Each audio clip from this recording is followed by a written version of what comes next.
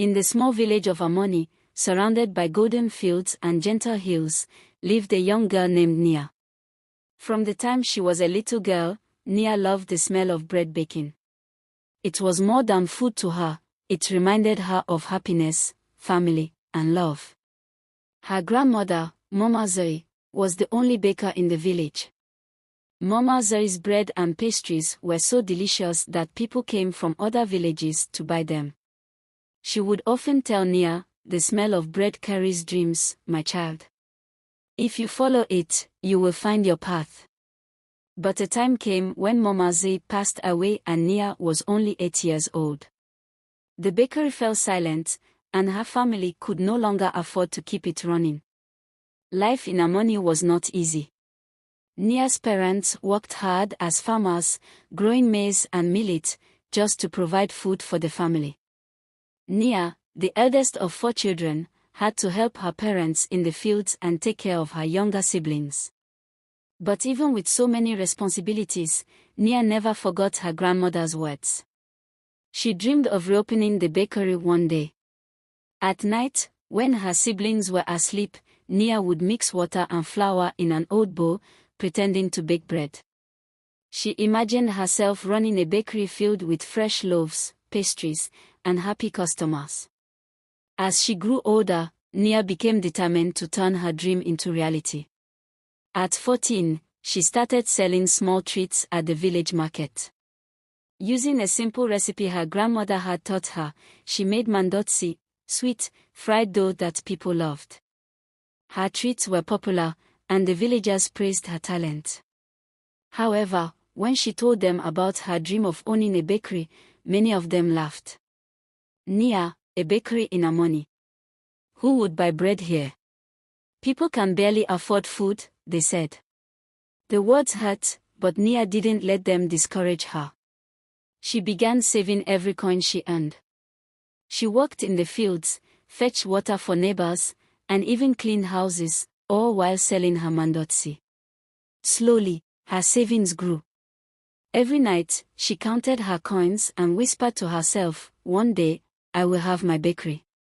When Nia turned 18, she heard about a business grant offered in a nearby town. The grant was for young people who wanted to start small businesses. She knew this was her chance. Borrowing an old bicycle from her neighbor, Nia rode for hours to present her idea to the grant committee. She spoke passionately about her dream to open a bakery and bring fresh bread to her village. But when the judges looked at her proposal, they shook their heads. "You have potential, Nia," one judge said. "But you don't have formal training or experience. We cannot take the risk." Nia felt crushed. She returned to Amoni feeling like her dream was slipping away. But never agreed to give up. She began asking for advice from elders and business owners in her village. She also heard about an old baker, Baba Kamal, who lived in a nearby town and was known for teaching young people how to bake. Determined to learn, Nia walked over 10 kilometers to Baba Kamal's bakery every week. When she met him, she explained her dream. Baba Kamal was impressed by her determination and agreed to mentor her. One day, while working in the fields, Nia overheard villagers talking about a traveling organization that was hosting a competition for young entrepreneurs. The winner would receive money and training to start their business. Nia immediately began preparing for the competition.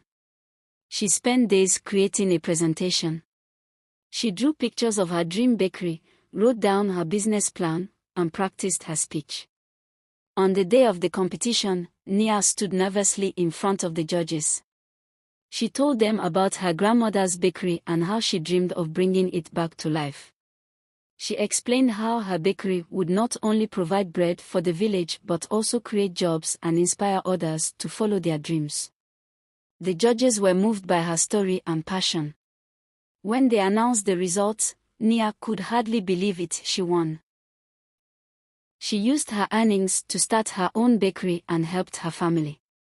She did not only stop there, she helped the other villagers. Together, they expanded the bakery and introduced new items like cakes and cookies. Nia remembered the words of her late grandmother Momazei.